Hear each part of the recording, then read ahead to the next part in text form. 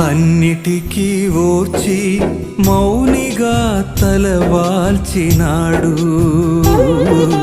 నీ కొరకే శ్రీయేసుడు ఆ కలువరి సిలువలో బలి అయినాడు. దీనుడై నిలిచాడు, దైవత్వమే విడచినాడు, దయ తలచినాడు, క్షమించమని యేసు పలికాడు.